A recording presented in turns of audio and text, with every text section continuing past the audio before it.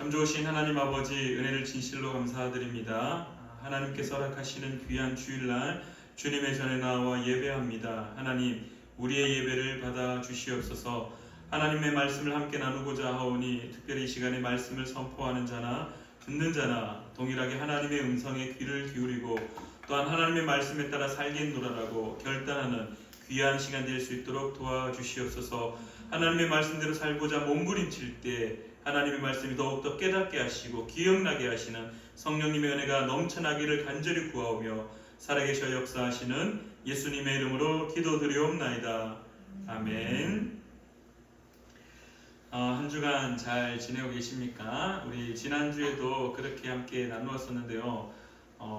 대한민국이 어버이 주일 또 어버이날 가정의 달로 이렇게 이 5월달을 한참 이렇게 잘 보내고 있습니다.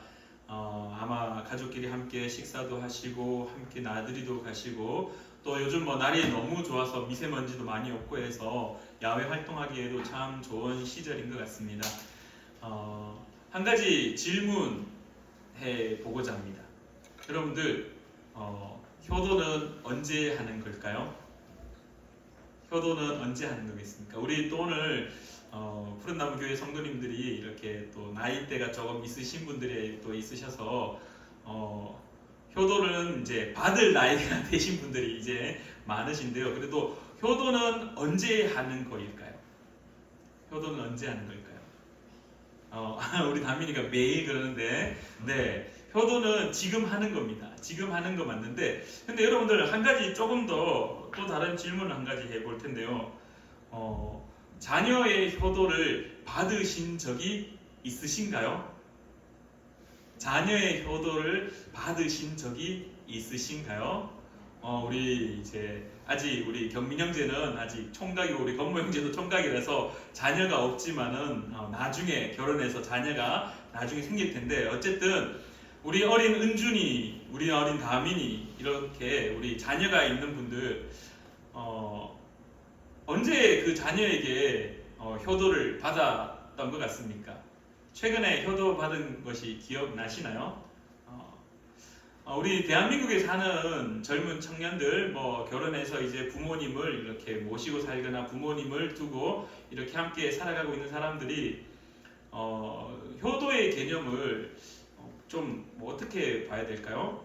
제 주변에는 그렇게 다들 이야기하더라고요. 이렇게 항상 이래 무슨 생신이나 어버이날 때 되면은 케이크 같은데 그냥 우리가 먹는 빵 케이크가 아니라 이렇게 10,000원짜리, 50,000원짜리로 이렇게 막 동글동글동글하게 만들어서 이렇게 화폐, 지폐로 된 케이크를 드리는 그걸 이렇게 올리면서 오늘 효도했다 이런 것도 올리고 그리고 또 이렇게 부모님을 모시고 여행을 갈 때 효도했다라고 참 많이들 이야기합니다.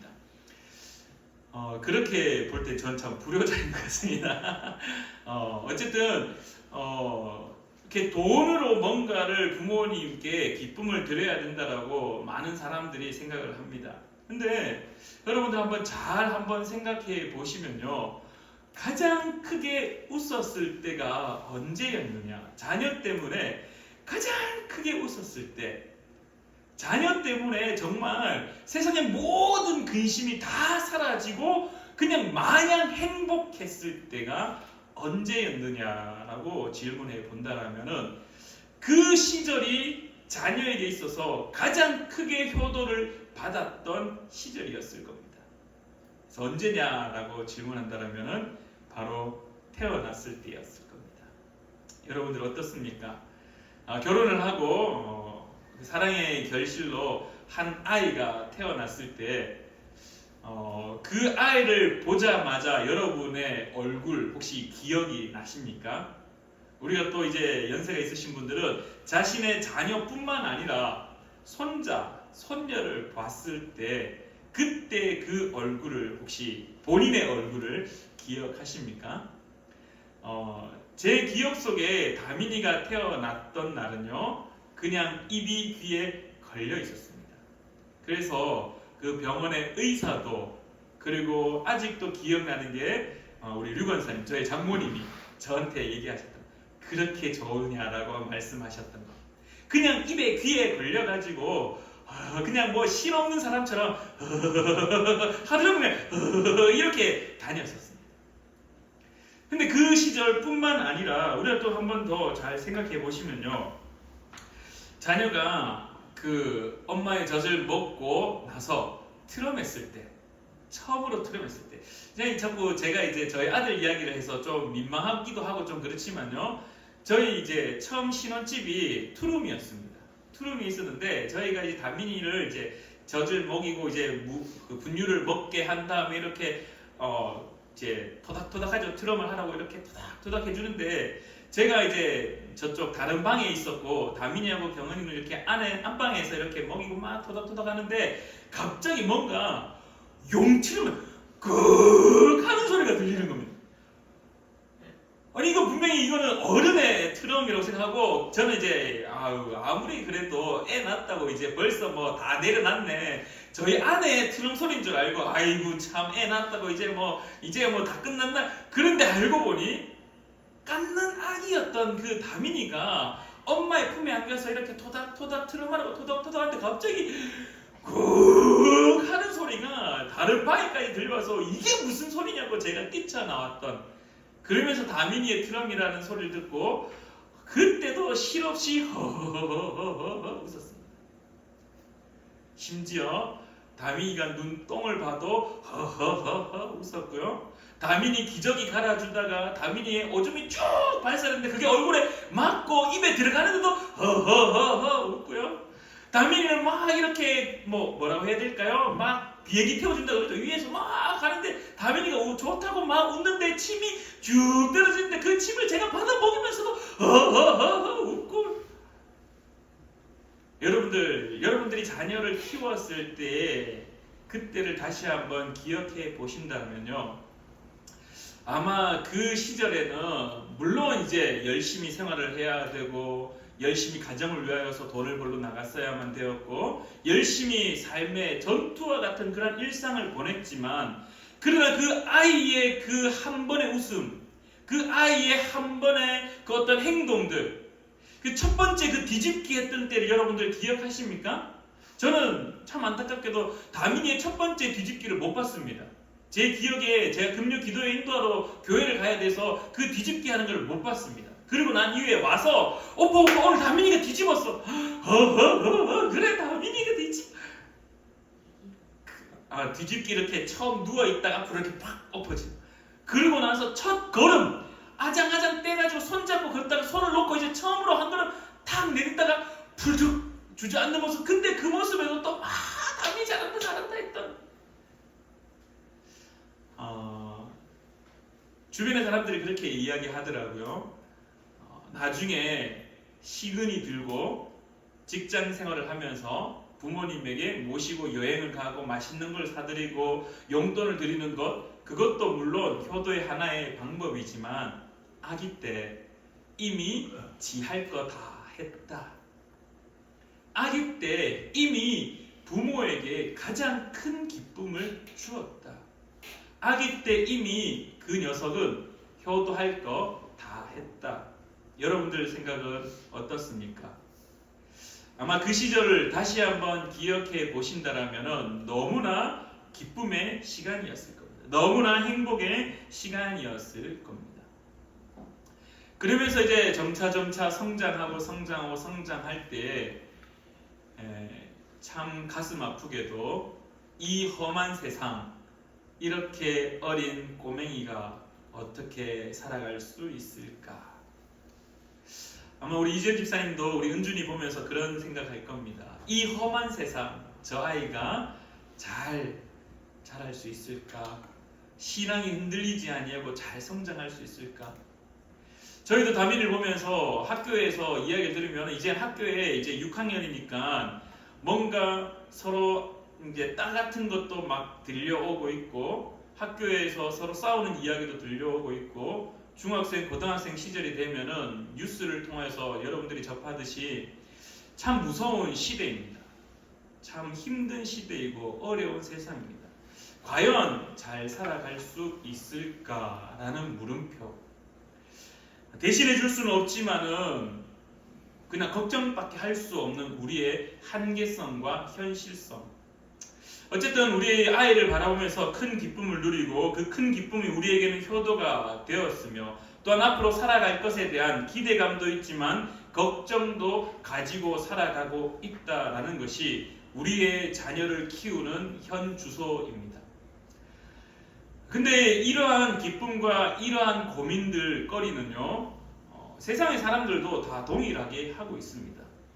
예수를 그리스도로 고백하지 않는 사람들도 다 동일하게 아이의 태어남을 기뻐하고 그 아이의 하나하나 행동을 즐거워하며 행복해하고 또 자신의 아이가 바르게 성장해서 좋은 직장도 가지고 좋은 가정도 가지고 또 좋은 아이를 낳아서 또 새로운 가정을 함께 꾸려나가는 걸 기대하는 것, 세상에 예수를 그리스도로 고백하지 않는 사람들도 다 동일한 마음입니다.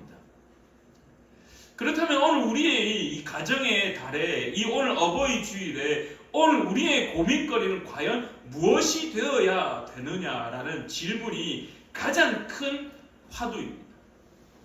믿지 않는 사람들과 믿는 사람들의 차이는 반드시 있어야 되는데 오늘 우리에게 있어서 이 어버이 주일을 맞이하고 이 가정의 달에서 오늘 우리는 어떤 고민을 해야 되며 어떤 걱정을 해야 되며 어떤 기대감을 가져야 되느냐.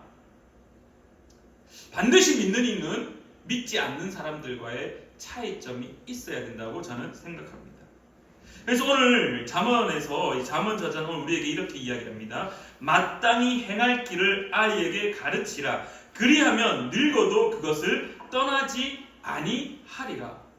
도대체 잠언 저자는 마땅히 행할 길이 무엇인지, 무엇을 가르쳐야 하는지, 어떤 것이 도대체 마땅한 건지 오늘 우리가 함께 고민해 보고자 합니다.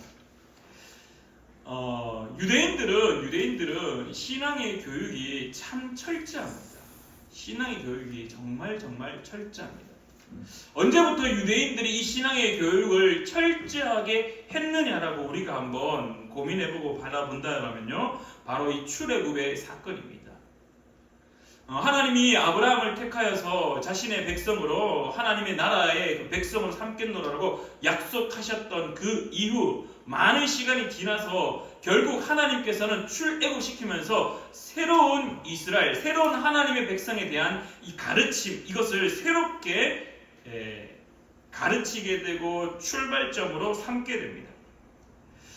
근데 우리가 여기서 한 가지, 왜 하나님이 출애굽에서부터 독특하게, 아니 특별하게, 아니 더욱더 강조하면서 하나님의 말씀을 가르쳐야만 되었느냐, 우리가 이것을 함께 고민을 좀 해보고자 하는데요. 출애굽기 12장 41절 말씀에 이런 말씀이 나옵니다.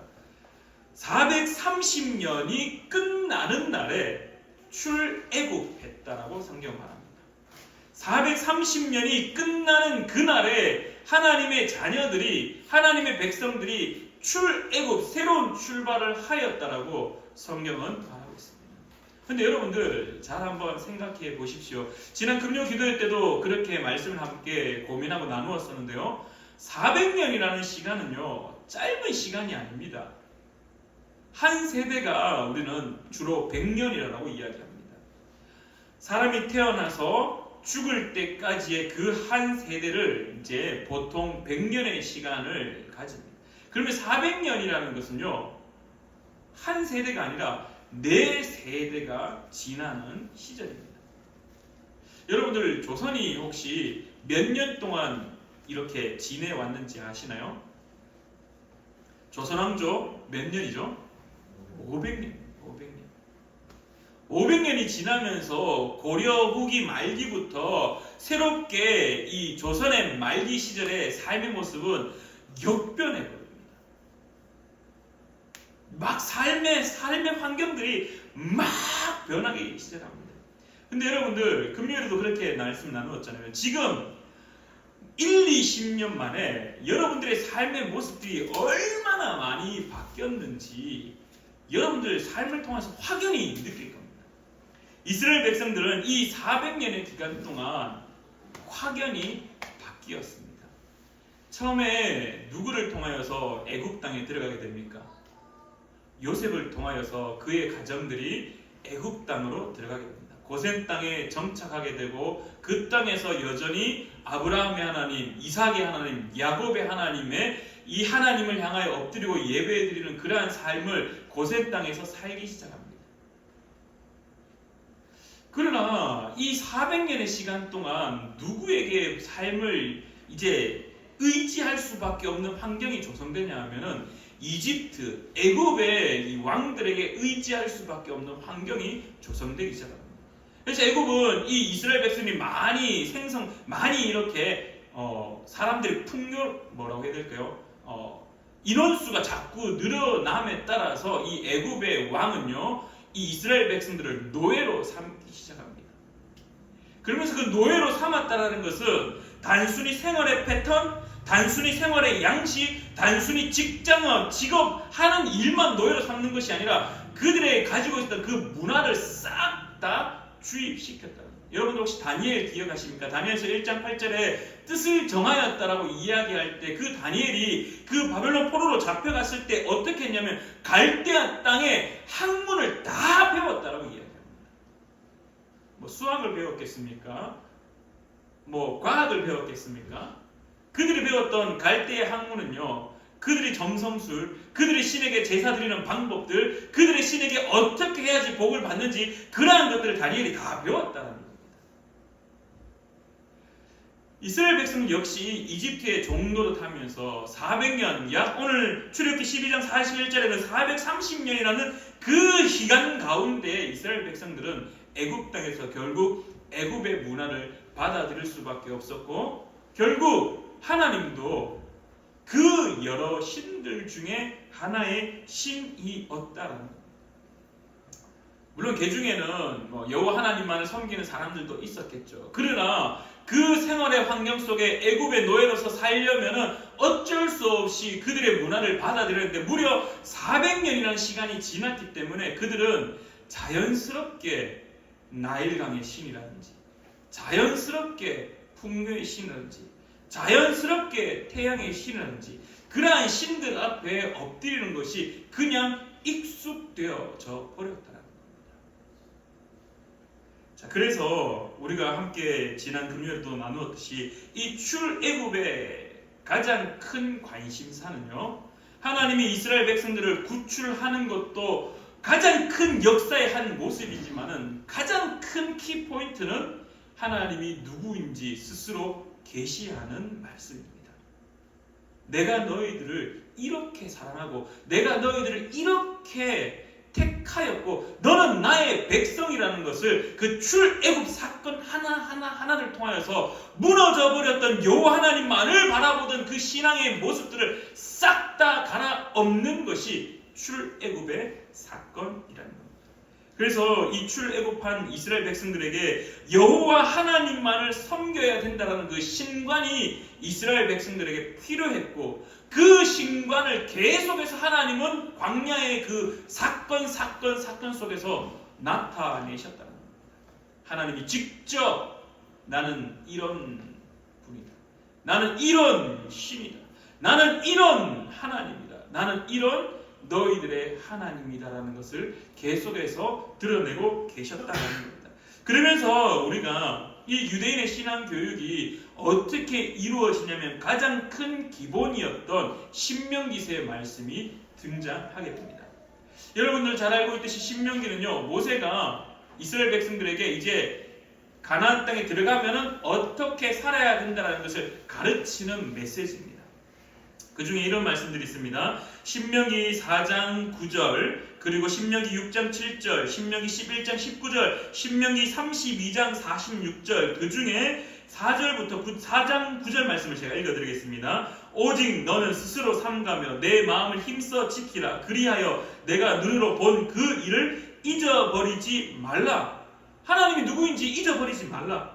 내가 생존하는 날 동안에 그 일들이 내 마음에서 떠나지 않도록 조심하라. 너는 그 일들을 내 아들들과 내 손자들에게 알게 하라. 아멘. 하나님은 모세를 통하여서 출애굽했던 그 역사 사건 하나하나를 가르치면서 무엇을 말하냐면은 이 일을 행한 분이 누구냐? 너희들이 믿는 하나님이 누구냐? 그 하나님을 기억하라라고 오늘 우리에게 가르치고 있다는 겁니다.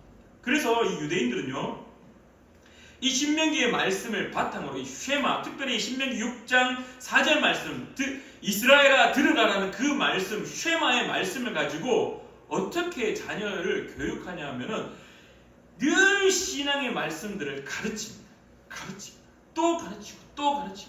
그래서 그 유대인들의 신앙의 교육은요, 가정에서 이루어집니다.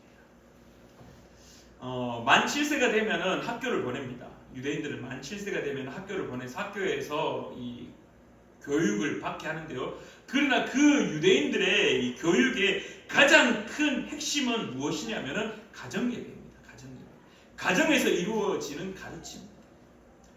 지금도 그 유대인들은 가정에서 가르침이 일어나고 있는데요. 매일 저녁마다 짧은 기도의 시간을 가진답니다. 20분에서 한 30분 정도 매일 가정에서 기도의 시간을 가지고, 또 더 나아가 이 매일 저녁에 일어나는 시간보다 더 중요하게 여기는 시간이 언제냐면은 바로 안식일입니다. 금요일 저녁 해가 떨어지면서부터 토요일 저녁 해가 질 때까지 그 가정에서 어떤 일이 일어나냐 하면은 언제나 이 금요일 저녁부터 시작되는 유대인 가정 예배는 저녁 때, 금요일 저녁 때 엄청 풍성한 식탁을 준비합니다.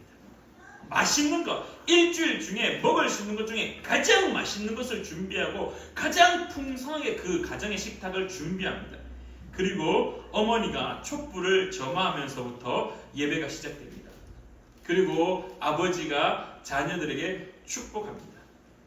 그리고 난 이후에 이제 찬양을 하고 또 하나님 앞에 회개하고 그리고 저녁을 만찬하면서 그 예배가 이루어지는데요. 근데 어디에 포커스가 주어지냐면은 이 유대인들은 식사를 하면서 대화하는데 가장 큰 포인트가 한 가지가 있습니다. 식사를 하면서 한 주 동안 서로 성경을 공부했던 것들, 그 다음에 한 주 동안 일어났던 하나님께서 하셨던 일들, 궁금한 것들, 그러한 것들을 계속해서 서로 나눕니다. 궁금한 걸 질문하고 또 대답해주고. 근데 이 시간이 무려 2시간에서 3시간가량 이루어진답니다. 여러분들 혹시 하브르타라고 들어보신 적이 있으신가요? 하브르타. 지금 대한민국에도 이 자녀 교육에 이 하브르타라는 것이 열풍처럼 일어나고 있습니다. 뭐냐 하면은 짝을 이루어서 계속해서 대화를 하고 그리고 서로의 주장을 계속해서 어필하고 그러면서 큰 소리 내어 토론하는 것. 이게 하브르타인데 어디서 시작되었냐면은 이 바로 유대인들의 이 일주일의 가장 중요한 가정 예배의 식사의 시간에 일어났던 것을 기초로 하여서 이루어지고 있다는 거예요. 그러면서 그 2시간, 3시간 동안 계속해서 성경의 메시지와 하나님이 일주일 동안 나의 삶에 관여했던 것들, 또한 감사할 것들, 또한 내가 하나님 앞에 잘못했던 것들을 계속해서 고백하고 서로 나누고 함께 또 성경 말씀을 찾고 기도하는 그 시간이 유대인들에게 지금도 이루어지고 있다는 겁니다. 그래서 그들은 여전히 이 신앙의 전수가 지금도 이루어지고 있는 것을 우리가 발견할 수가 있습니다. 이미 몇천 년 전에 기록되었던 그 신명기의 메시지가 지금도 유대인에게는 계속해서 내려오고 있다는 거예요. 무엇이? 출애굽에 인도하셨던 그 하나님이 우리의 하나님이다라는 그 고백들이. 물론 안타깝지만은 그들이 예수를 그리스도로 고백하지 못하는 것, 물론 여러 가지 잘못된 신앙의 모습이 있어서 안타까운 모습이 있지만, 그러나 우리가 한 가지 본받을 만한 것은 그 신앙의 전수를 위하여서 철저하게 그렇게 가정 가운데에서 신앙의 교육이 이루어지고 있다는 것이 우리가 한 가지 꼭 배워야 될 시점이다라는 겁니다. 이렇게 신앙의 교육이 유대인들에게서 계속해서 일어나는데, 그럼 도대체 이 신앙의 교육들 가운데에서 마땅히 행할 것, 그러면은 유대인들이 그 자녀에게 마땅히 전하는 것, 오늘 우리의 가정 가운데 우리가 마땅히 행해야 되는 것, 마땅히 전해야 되는 것이 무엇이냐? 우리가 매일같이 예배를 드리며 가정에서 모여서 함께 하나님의 나라를 이야기를 하고 함께 그 신앙의 말씀들을 나눌 때 가장 기본적으로 나누어야 될 것이 무엇인가가 오늘 저와 여러분에게 있어서 가장 큰 고민거리며 답입니다. 앞서 우리가 자녀의 효도에 대한 이야기를 나누었습니다. 자녀에게 있어서 자녀는 우리에게 참 삶의 큰 기쁨이고 행복입니다. 근데 이 믿는 자와 믿지 않는 자의 차이점이 있어야 된다면 바로 유대인들이 신앙의 교육을 하여서 신앙의 전수가 계속해서 다음 세대 일어나듯이 그 핵심은 그들이 출애굽했을 때 그 하나님이 누구였냐? 그 하나님이 바로 나의 하나님이라는 사실, 그것을 계속해서 전수하고 있다는 겁니다. 그 말은 오늘 우리에게 주어진 가장 큰 의미로서 무엇을 말씀하시느냐? 하나님이 우리의 아버지라는 사실을 기억하라. 그리고 그 기억한 것을 여전히 우리의 자녀에게 가르쳐라 라는 것입니다. 근데 여러분들, 우리가 한 가지 함께 깊게 한번 생각해 봐야 될 것이 있는데요. 이 하나님 아버지란 사실, 이 아버지란 사실이 우리 어디 속에 또한 발견해야 되냐면요. 앞서 우리가 자녀의 인생에 대한 이야기를 나누었습니다.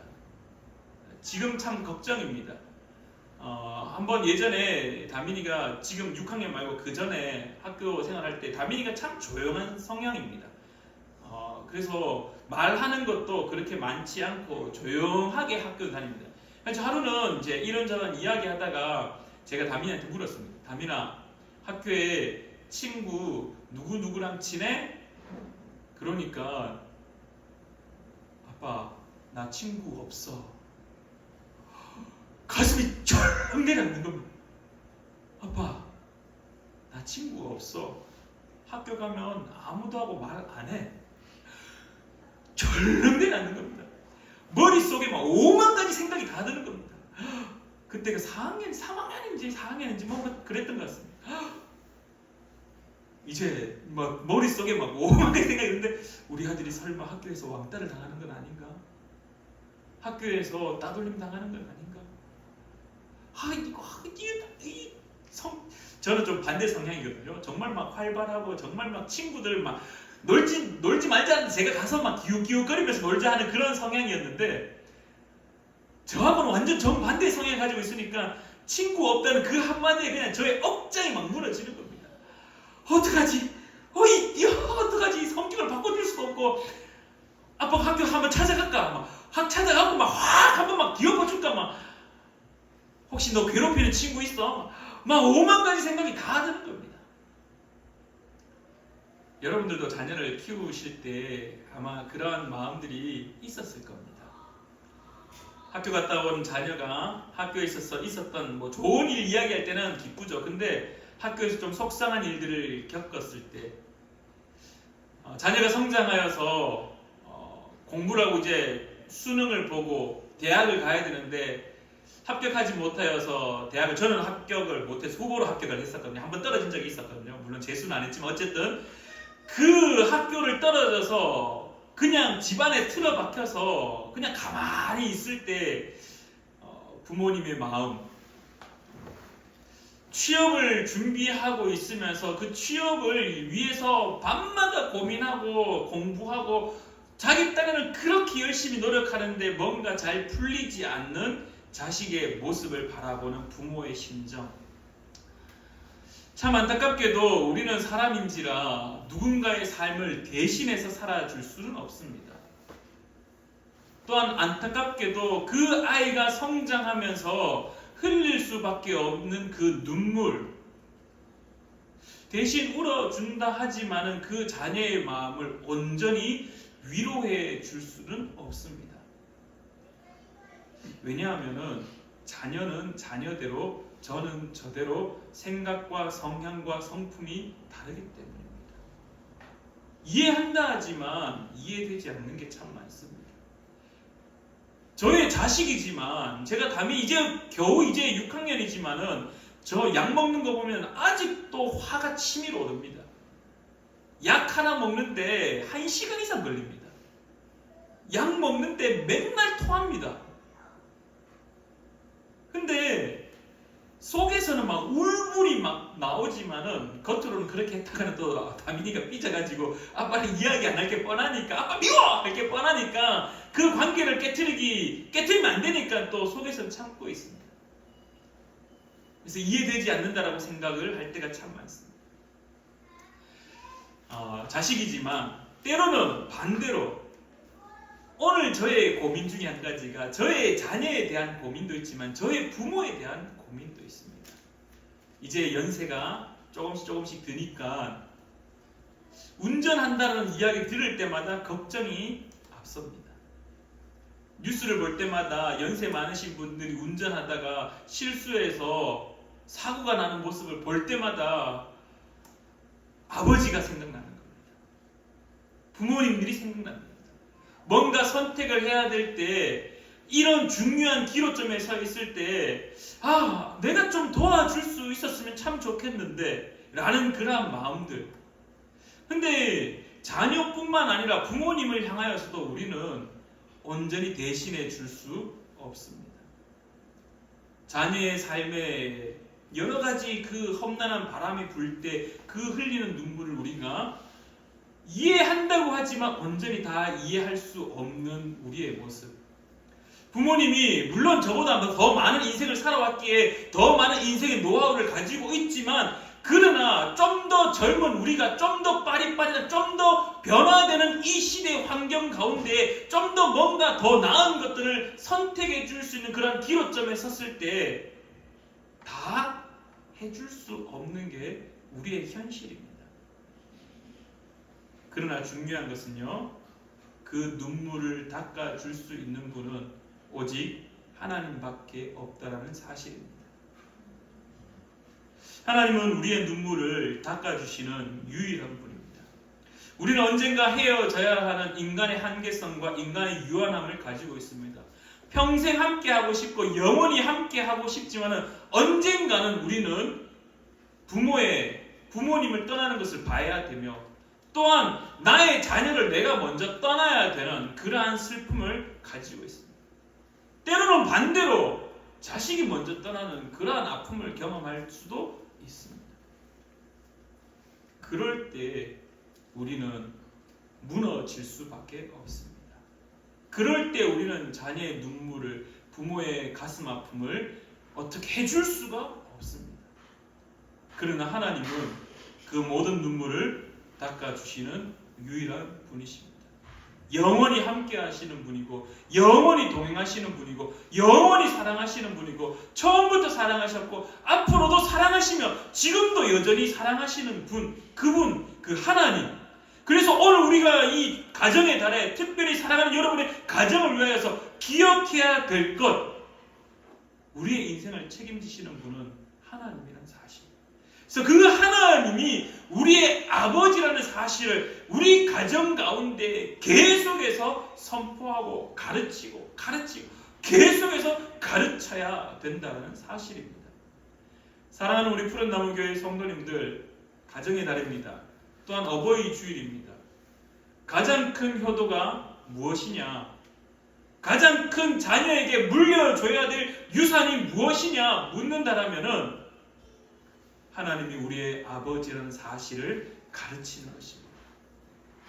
여러분들이 먼저 하나님이 나의 아버지라고 고백하십시오. 그리고 그 하나님을 나의 아버지로 나의 인생의 눈물을 닦아주셨던 분이고 나의 인생을 책임진 분이라는 사실을 고백하신다면 이제 그 고백이 여러분의 자녀에게 또한 여러분의 부모에게 흘러가기를 간절히 축원합니다. 그것이 이 가정의 달에 믿는 이와 믿지 않는 이의 가장 큰 차이점이 되기를 간절히 축원합니다. 다시 한번 여러분에게 선포합니다. 하나님이 우리의 아버지라는 사실을 기억하시고 그 사실을 신명기의 말씀에 따라 유대인들이 지금도 그 하나님을 계속해서 가르치는 것처럼 여러분의 가정 가운데 계속해서 선포하여서 내가 떠날지라도 영원히 함께 하시는 그 하나님이 나의 가정을 책임지시고 눈물을 닦아주시며 또한 기쁨을 허락하시며 그 인생들을 책임진다는 사실을 기억하는 저와 여러분 되기를 간절히 축원합니다. 기도하겠습니다. 참 좋으신 하나님 아버지, 하나님은 여전히 우리의 하나님, 우리의 아버지라는 사실을 고백합니다. 우리는 언젠가는 떠날 수밖에 없고, 또한 우리는 모든 사람들의, 우리의 가정에 있는 그 사람들의 마음을 다 이해하고 헤아릴 수 없음을 고백합니다. 그러나 하나님은 그 인생의 아픔에 눈물을 닦아주시며, 그 인생의 기쁨에 또한 함께 하시며, 그 인생을 또한 책임지시는 유일한 분임을 오늘 우리가 또한 기억하고 깨닫습니다. 하나님 아버지, 우리의 가정 가운데 마땅히 행할 게, 마땅히 전해야 될 게, 그것을 배움으로 말미암아 늙어도 여전히 그것을 기억한다는 사실, 오늘 우리의 가정에 하나님이 우리의 아버지라는 사실을 가르치고 깨닫게 되어지는 놀라운 은혜가 넘쳐날 수 있도록 함께하여 주시옵소서. 함께 하심에 감사드리며 예수님의 이름으로 기도드리옵나이다. 아멘.